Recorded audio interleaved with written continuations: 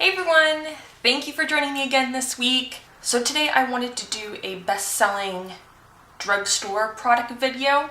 So like my Sephora one, I'm going to be doing like a flawless face sort of edition. So I'm going to be testing out the same products: foundation, primer, setting spray, and setting powder, finishing powder, whatever. How I sort of picked the best-selling drugstore products was I just went on Ulta's website and just picked out the top-selling drugstore product in each category. When I ordered these, it was probably about a month and a half ago, and the concealer just got here like last week. So some of the items are a little bit different, you know, versus being the top or one of the top. But I promise at the time when I ordered them, these were the best-selling drugstore products. So first up is primer, and the best-selling primer was Nyx's Honeydew Me Up primer. So when I got this, I believe it was, I want to say like $20. It's actually on sale right now on Ulta's website for $11 or $12. I'm not sure if that's in American or not, or if it's in Canadian. But this was definitely the most expensive product that I bought out of all of the drugstore products. So it says, inspired by Honey's Golden Glow, NYX Professional Makeup developed a primer that neutralizes the appearance of discoloration and redness. Honeydew Me Up Skin Serum and Primer has innovative light reflective gold flecks, which creates a luminous look that will help keep your skin looking radiant all day. This gel primer is infused with honey, gold, and collagen. And the ratings on Ulta's website, it gives it a 4.2 out of 5 ratings, which is pretty darn good. Ooh, I don't like this. So it comes like with a little spatula. How the heck am I supposed to apply this? Well,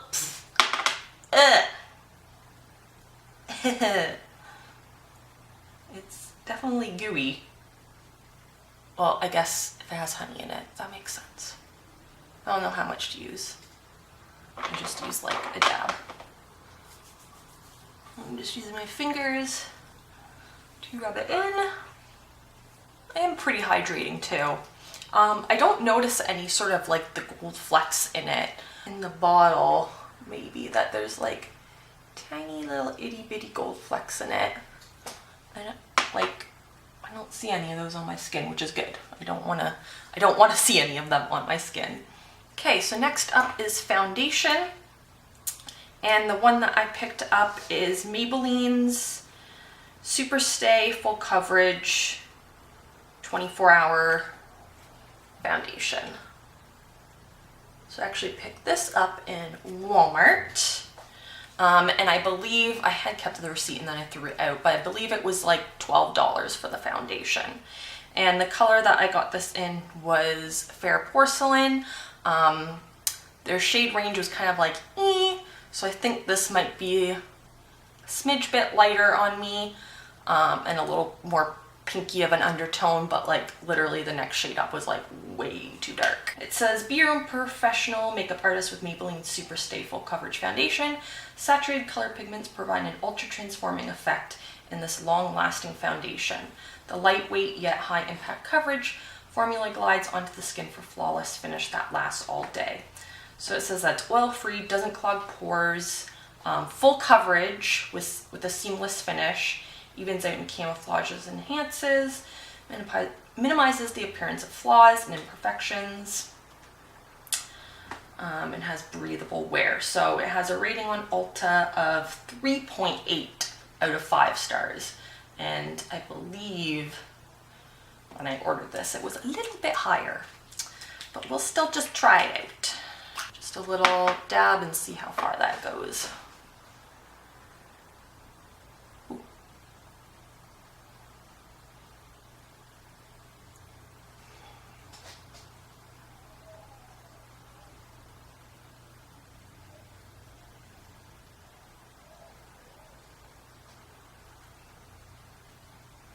So I don't like full coverage foundation, so I definitely did just a lighter sort of application of the foundation because I don't like my foundation to be too heavy. So far I do like it. The only thing is it's definitely grabbing onto some of my sort of dry patches around here. Like just immediately gripped onto that. And I didn't even know I had any dry skin patches. I just like washed my face and moisturized before this. I don't know if you can see in my nose here, all the dry skin right here. It's just completely grabbed onto that. All of the dry skin here, the foundation has just grabbed onto. But other than that, the finish is nice. I do like it. It doesn't feel tacky afterwards. It dries down really well and it doesn't feel heavy. I think I might even build it up a little bit more just to give more of the full coverage that it says.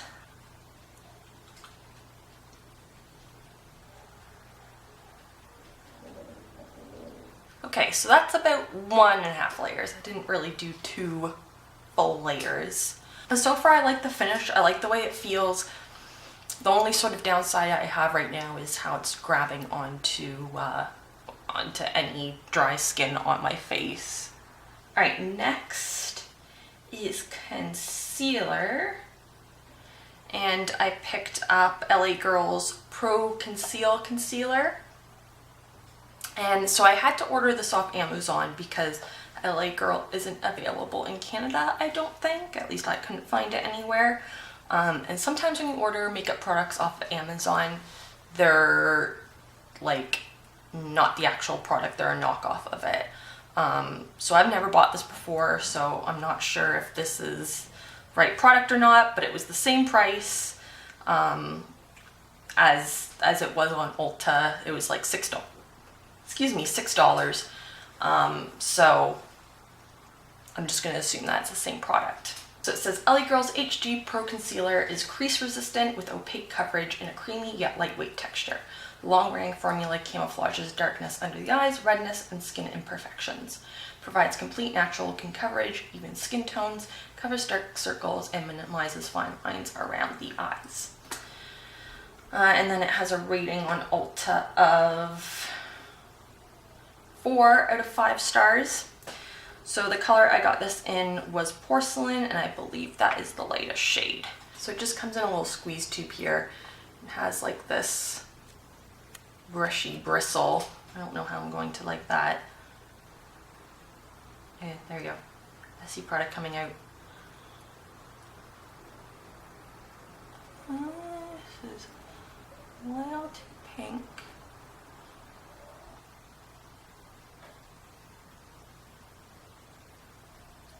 Too much, too much. I do not like this. Oh my god.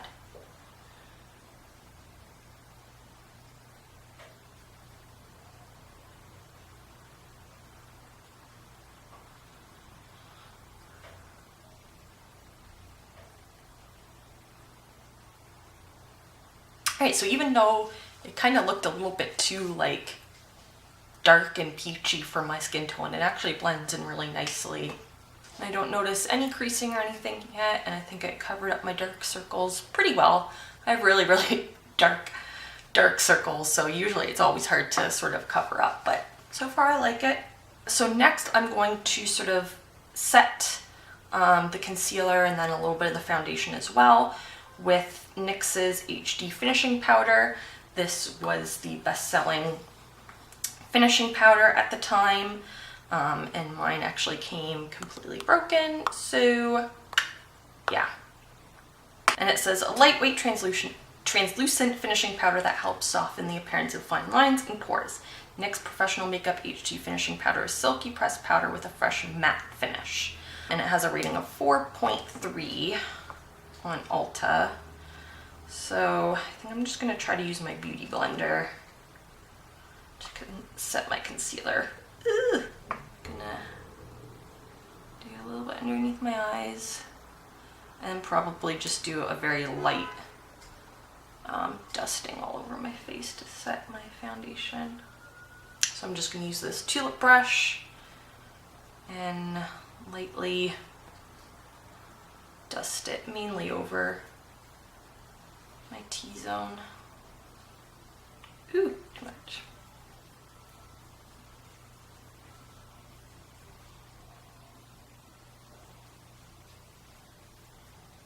So definitely a nice light powder. It does kind of leave, even though it's like translucent, it's white, and it does kind of leave a little bit of a white cast on it. It did set my under eye concealer really well. It doesn't look cakey at all. It looks nice and smooth and perfect. And even my foundation looks really nice. All right, finally is a finishing spray, and this one I already had, and it's NYX's Matte Finish long-lasting setting spray. I've had this for a while. I definitely already know that I'm going to like this finishing spray. I use it literally every single time I do my makeup. But it says, prevailed the sultry weather wearing NYX Professional Matte's Matte Finish Makeup Setting Spray. This long-lasting formula grants a matte finish. Spray away and manage your makeup to last all day and night.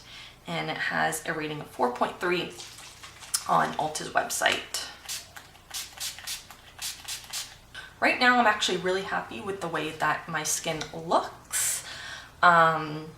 What I'm probably going to do is just finish doing my makeup and then check back in with you guys later today / tonight before I go out for St. Patty's Day celebrations. And then I may or may not check back in again, depending on sort of how early or how late I leave for the party. But overall, my first impressions right now is I really like it. The only thing is that the foundation is sort of already starting to grab onto my dry skin and sort of accentuate any dry patches of skin that I have. So I will check back in with you guys a little bit later. All right, so it's been a little more than 3 hours. As you can see, I've finished my makeup. Just did a nice little basic makeup. And so not too much has changed.